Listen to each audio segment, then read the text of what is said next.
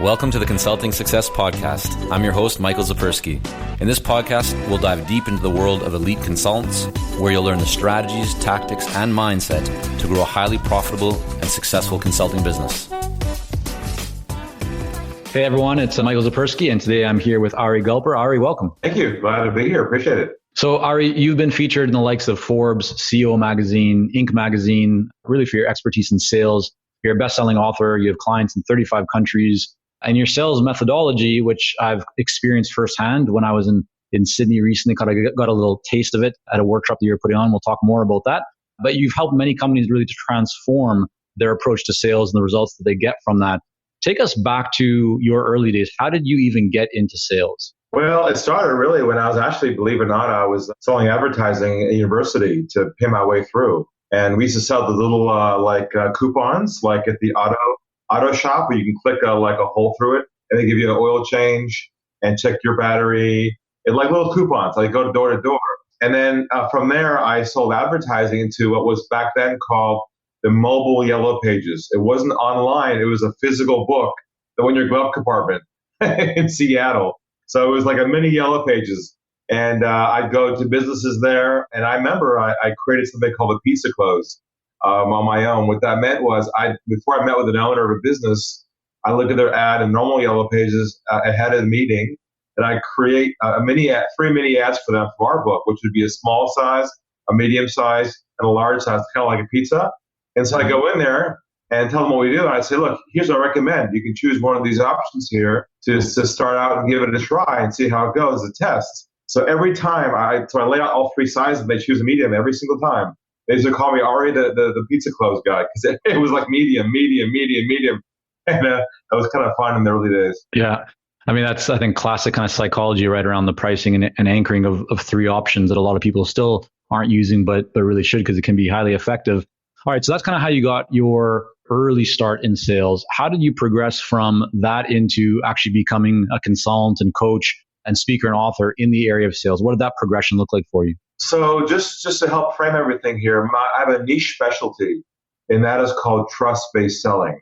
So I'm not a generalist in any way around selling. A category one about this unique IP around trust-based selling, we'll talk about in a minute. But there's a story behind this that happened to me that kind of woke me up to this area I investigated for many, many years, got really good at doing. And here's the story. So many years ago, I used to be a sales manager of a software company where we managed about 18 people underneath me. And we launched the first online website tracking data collection tools to collect website behavior. It's now called Google Analytics, as you've probably heard of that. But we first launched that product, and a lot of interest about the offering.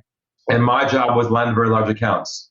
So one company contacted me for a demo, and I got the lead myself. It was such a big opportunity that if I close this one sale, it will double turnover of the company in one go. So pretty big opportunity. You recognize the name of the business, quite large, a lot of websites, and the whole team is so excited because if I close this one sale, everyone gets a bonus for the year. That's how big it was. So a bit of pressure on me, but I was pretty calm about it. And we finally scheduled a call for a demo. I'll never forget that day. It was Friday at 3 o'clock in the afternoon, and it was myself and our director in a conference room. And on the conference table was this long, the big speakerphone with 3 legs on it, the corporate speakerphones. I closed the door behind me. And I dialed the number that my contact gave me, and the phone rang. And there's my contact. And nice guy, his name's Jim. I said, hey, Jim, how are you? Ari, how are you doing? Good. And he says, look, Ari, I'm glad you're here. Let us tell you who else is with me on the phone with me here in the conference room on our end. And I was like, oh, wow, there's more people there. This is good. So next thing I hear is, my name's John. I'm CEO.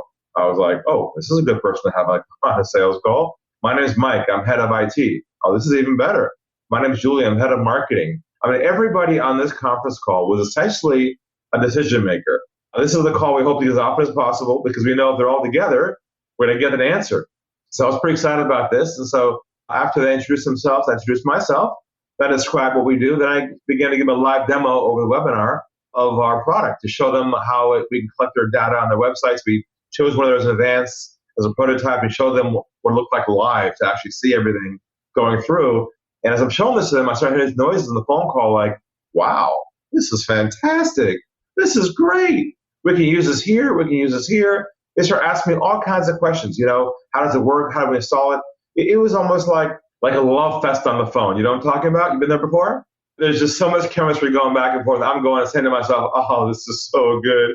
I got the high five from my boss in the corner of the room over there. He's giving me a thumbs up. And I'm relaxed. I'm doing my thing, answering objections. And they're asking me all kinds of questions. I got all the answers. I mean, really, there was so much chemistry on this phone call. It was just fantastic. And it was like a love fest on the phone, like I said. And so anyways, after an hour goes by, I'm happy. They're happy. They said to me, Ari, this is fantastic. I can say I can use this. Thank you so much. Give us a call a couple weeks and we'll follow up from there. I'll follow this from there. I said, great. I'll be happy to. Thank you so much for your time. So I said my goodbyes. I took my arm and I reached for the phone, hit the off button with my finger. As I'm reaching for the off button on the speakerphone, by complete accident, I hit the mute button instead of the off button. And a small click happened, and they thought I hung up the phone. In that split second, a voice inside of me said, Ari, go to the dark side. Be a fly on the wall. Listen, and you got nothing to lose. And so I did it for a couple seconds. I pulled my thumb back. They thought I hung up the phone, and they started talking amongst themselves. And I know you know the story of what happened here, but you can imagine what other people think that they would say after a call like that would be fairly reasonably positive things. But let me share with you and your audience what they said verbatim, word for word. I'll never forget it. That's why we're here today. What they said was this. They said, we're not going to go with him. Keep using it for more information and make sure we shop someplace else. Ouch. Knife and heart twist. I was, Michael, in a state of shock. I could not believe it. After all that, and I finally shook, kind of snapped out of it, hit the off button, looked at the wall and I said to myself, what did I do wrong? I was professional. I was friendly. I was really competent. And the first thing that hit me was this, and I'll see if you agree with this, that somewhere along the way, it has become socially acceptable not to tell the truth to people who sell, right?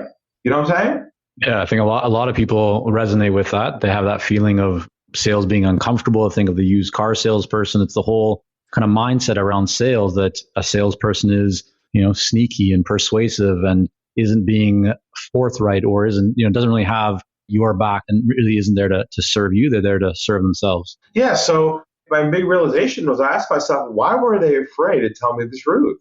And I realized that moment that somewhere along the way, it has become socially acceptable not to tell the truth to people who sell, right? It's okay to say things like, sounds good, send me information. I'm definitely interested without having any intention of buying.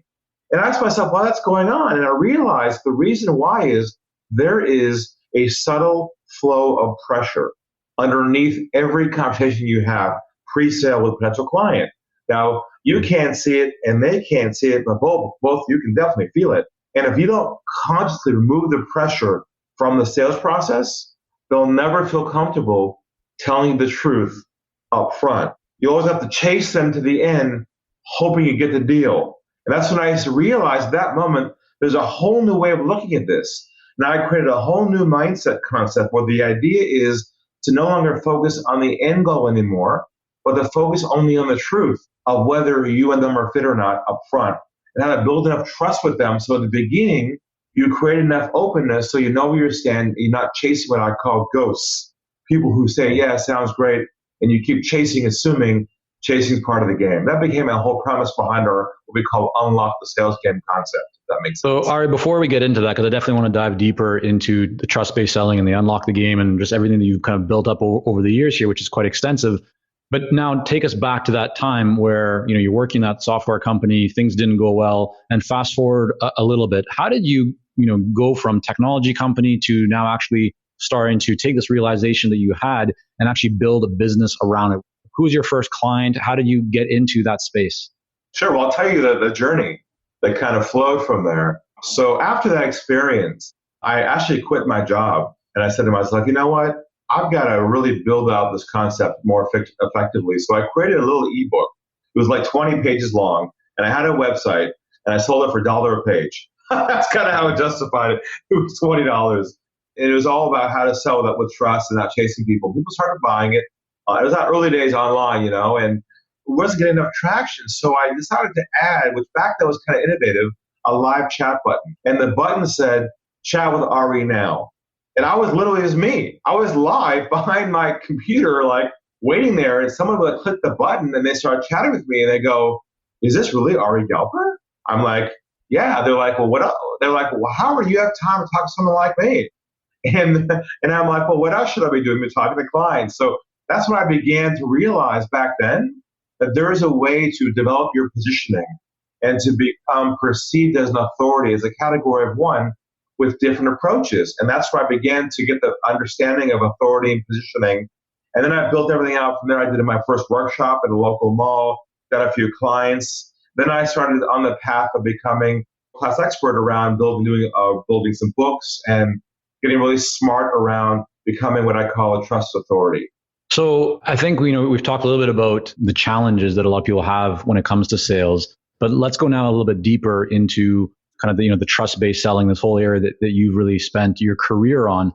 Maybe by starting off and just kind of identifying some of the most common mistakes that people make, and then how to approach it in a more effective way. So even one or two common mistakes that stand out there for you and that you see all the time, Ari, and how have you found a more effective approach to solving them? Well, what might help to couch that is a kind of premises around typical myths or issues that a lot of consultants actually still have in the back of their mind because they've been conditioned the old way.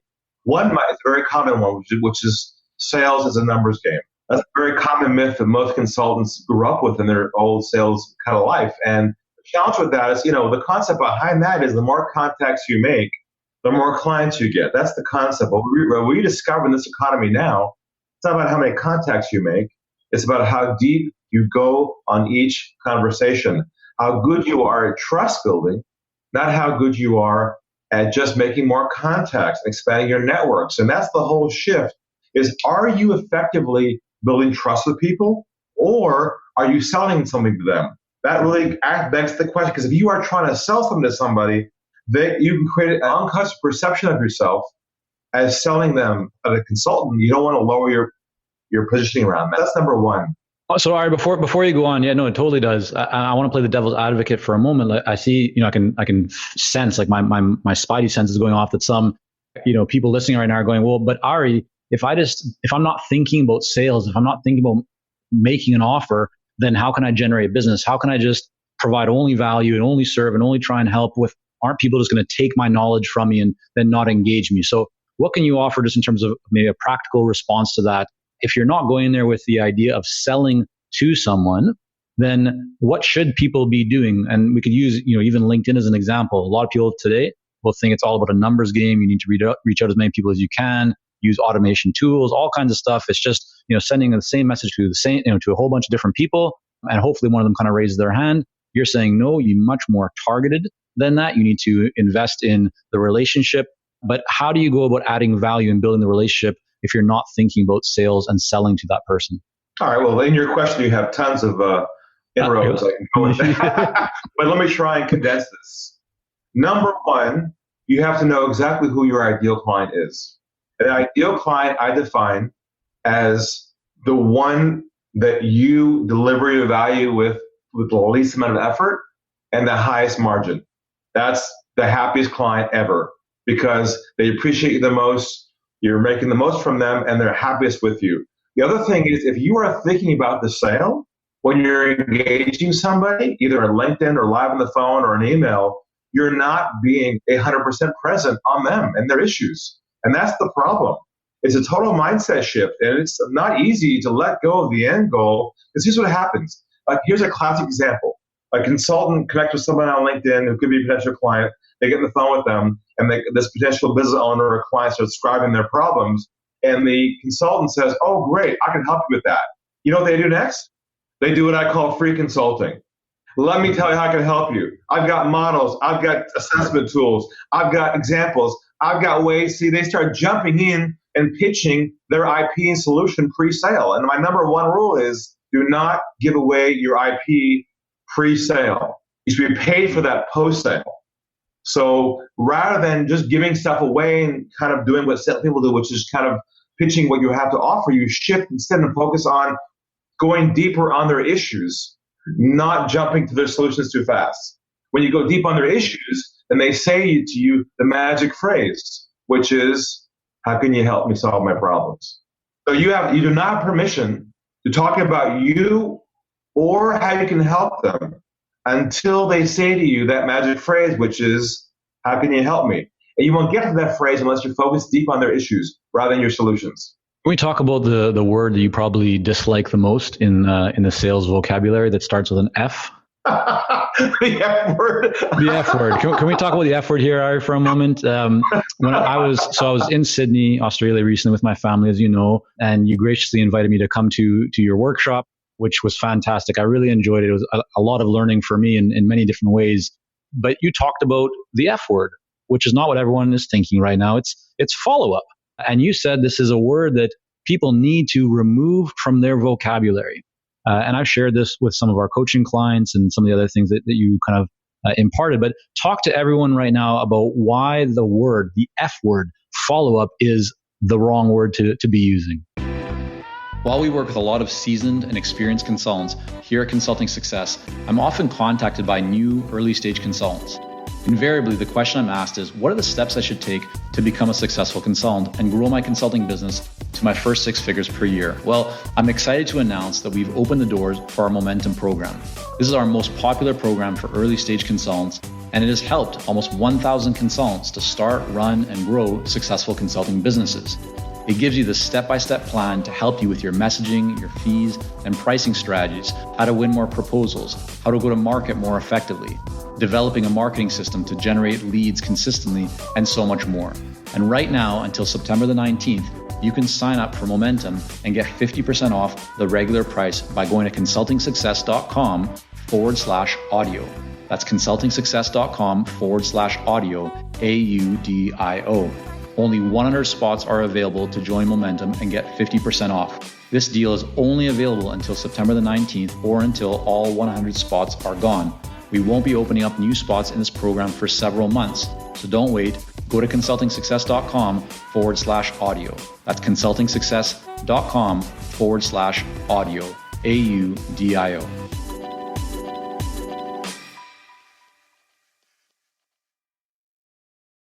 I'm going to use that from now on. That's great. Here's one of my number one rules, is you don't want to use any behavior or languaging that connects you to the negative salesperson stereotype and image. And we have it so conditioned in our minds, those are behaviors, we don't even know it. So one of my number one rules of all my private clients is to never again use the word follow-up. In a phone conversation, on an email, and I bet you right now, probably your listeners are cringing. Because in the last 4 weeks, I'm sure somebody has called somebody and said, hi, I'm giving you a call to follow up. The problem with that is the only industry that uses that primarily are salespeople. And the last thing you want to do is send to somebody the message that I'm calling you to move things to a next step towards my goal of the sale. So it's a very common thing people are totally unconscious of. So the answer, there's some other ones around that too, as you probably know. Things like let's catch up or touch base. Check in. The C word. The C word's no good either, people. You cannot use check-in. Yeah, you got to remove all the languaging that basically attaches you to the stereotype you're trying to avoid. And so what you say instead is this. You say, I'm giving you a call to see if you have any feedback on our previous conversation, on our previous proposal, on our previous meeting, because feedback is going backwards, not toward forwards, because your goal here is not to create momentum forward, which is so contrarian, because most sales coaches tell you your goal is to move the client forward. And I'm saying to you, no, do not move them forward. Be present with them and go backwards, which is like, what?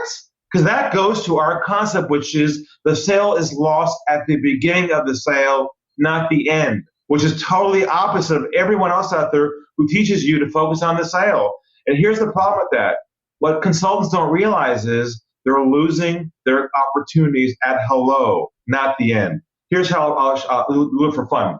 So if someone calls your office tomorrow morning and you heard Michael, hi, my name is, I'm with, I am a, and we do, what goes through your mind in about 3 seconds? Yeah, it's going to be a sales call and they're going to offer me something. Yeah, it's a sales call and the guard goes up and now they're not telling you the truth anymore and the game begins. So I'm not suggesting that your subscribers do cold calling, but I would suggest that in the entry point of their process, they're losing There are best opportunities at hello, not at the end. Mm. You mentioned cold calling. This is, I think, a point of contention, and there's lots of controversy, and people have different perspectives. What's your take on it? Do you believe that there's a place for cold calling in a consulting business, or should this be avoided at all costs? Well, it works, but I wouldn't make it your first priority. But if you have no other medium to use and social media is not working for you and you're going to networking meetings and nothing's working, then if you do it the right way, it's very effective. But if you do it the wrong way, it's hell on earth. So it depends how you do it. Definitely. So let's talk about something that is working better and especially better for you. You do a lot of workshops, right? You make it intentional to get in front of the audience that you want to serve. Talk about that. Kind of break down why you use workshops. Well, first of all, it's about positioning.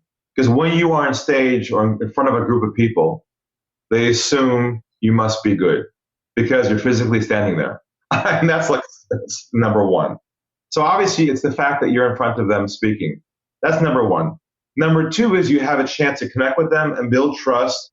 And when I teach my private clients, my consultants I work with, do not overeducate when you speak. That's the first mistake almost all consultants do. And what happens is they leave the audience full. And only a few people come forward and say, oh, here's my business card. We should catch up. And the rest walk out the back door. I'm like, what are you doing? This could be your whole year in one talk. So what should they do instead? Well, what they do instead is they have to architect their presentation. So it's arranged around the core issues that the clients are having. And they unpack the issues with some direction and some ideas of how to help solve them, but not give the full solution because it's inappropriate too early in the relationship. At the end of the call, you offer them a complimentary consultation with you, but you don't just kind of keep it casual, say, I'm happy to offer you all chat with me, come on over and see me. No, it's got to be very systematic. So what I do, you saw me at my event, I offered everybody a chat with me, and I gave them my book as a gift when those who registered, and the whole room basically got up, went back to the table with my staff there. They got in a line, and my staff scheduled them on my diary with an invite that second, and no one left there unscheduled. So there was no chasing, there was no follow-up, there was no drop-off.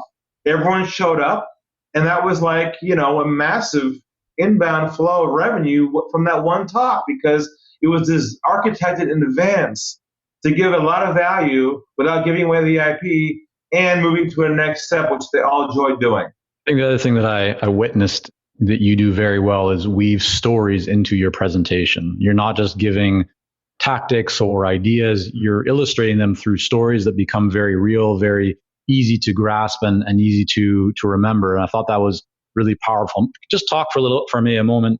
How do you think about using stories, or how do you kind of approach building out that presentation with stories? Well, the way I see doing talks is a trust building opportunity, not an educational opportunity. See, I educate people once they onboard as a client. Pre-sale, I build trust with them. And so essentially the concept is that what you have to understand is that in the pre-sale process, your audience or potential clients are not trying to judge how you solve their problem. What they're trying to determine is, are you the one to solve the problem? They don't care what your models are, your frameworks and your tools, or how you solve the problem. What they care about is, can they trust you enough to enter you into their world? So I use stories around the problems they've got so they can resonate with those issues and they can say to themselves, this guy totally gets me. Oh my God. It's almost like he works here in my office. And that's the key, is you have to step into their world. Don't move them into your world. You mentioned the ideal client, which we both know is so critical in all aspects of the business and making decisions and pricing and marketing. But when we were in Sydney and we were talking after your event, you shared with me several things, and I just want to hit on one of them specifically here, which is that your marketing and your targeting, you're not doing what a lot of people are doing. You're not trying to go wide and broad and global necessarily. You're really investing in your local market, and you're thinking about proximity. That again is a bit counterintuitive. It's contrarian, right? It's a different approach to what most people are thinking about these days. Just talk to us a little bit about why you made that decision. Well, I believe in the concept of making money in the dark. Okay, now that could be taken many ways, Ari. So you're going to have to fill us in a little bit more. Well, I figure you're starting to use the F word. So what I mean by that is to be invisible to everybody else other than your ideal clients. I don't want to be available to other people, competitors. I don't want to be in social media. I don't want to be where all the minnows are swimming in the big ocean. I want to go fish out of a pond where there are whales, and somebody else already steered the whales from the ocean into the pond, spent the money, spent the time. I believe in taking the path of least resistance to acquire the ideal client. My model is low volume, high margin, not high volume, low margin. So most consultants say to themselves, I need more clients. I want more clients. I want more volume. I feel much happier if I had a full capacity. I'm like, what? You should never be full capacity because you need time to think, to create, to select your ideal client. So to go to where you were going with me earlier is that I want to triangulate where my ideal clients are congregating. For instance, I'm working on a new book next year. I mentioned that to you called Engineer the Sale. And that's going to be targeting more corporate clients. And I know that my ideal client in that market is typically an entrepreneur, business owner who has a business anywhere from $10 to $15 million in revenue a year. That's my ideal client, entrepreneur, still involved with the business, still selling. And anyway, so I know that it turns out that profile of entrepreneur buy Porsches. Like Porsche's market for 911s is that ideal client. It's quite a match. So I investigated that. I drove down to my local Porsche dealership and I walked around and I said, do you do any marketing at all to your customers? I go, well, we have this magazine here that goes out every quarter, Porsche customers. I said, well, how many people is that? About 2,500 in our local area here. I'm like, oh, and what's the profile? Let's see. Entrepreneurs with businesses from 10 million to 100 million. I'm like, okay. So I'm placing an ad for my book offer, a free book offer, in the Porsche magazine first quarter of the year. Because there'll be no one there except for me who does what I do, number one. I won't be in social media where everyone else is ordering my stuff. And then I'm also just tested Golfing Magazine has a subscriber list here. And I did an EDM blast them last Monday with my book offer. By the way, it's not written yet. I just did the ad anyways to see how many would order. And we had a blowout of like 100 people. And they were all ideal clients. And saying to myself, this is my whole year in one email blast. So I believe in pinpointing and targeting your ideal client and building out a system behind that that builds trust without me having to sell myself at the first meeting. So much value here, Ari. I really appreciate you coming on and sharing some of this with us here. I want to ensure that people can learn more about you and about your work and about your book, Unlock the Sales Game, and then, of course, Engineer the Sale when it comes out. So let us know, where's the best place for people to go? Well, best place is go to unlockthegame.com. Unlockthegame.com. There's a free test drive there. You can fill that information out and start getting my video clips. And if it resonates with you, under the video clip is a chance to have a one-on-one chat with me. And we can kind of talk through your situation and look at your plan for the new year and see if it incorporates enough trust in what your model is. And if you're chasing people, we can figure out some ways to solve that problem. So again, unlockthegame.com. There's a free test drive there on the homepage. The book's there as well, and just take it from there. Awesome. Thanks, Ari. I really appreciate it. You're welcome. Thank you for joining us on this episode of the Consulting Success Podcast. For more episodes and to subscribe, rate, and leave a review, head on over to iTunes. And if you'd like to develop consistent lead flow and a highly profitable consulting business, learn more about our coaching programs at consultingsuccess.com.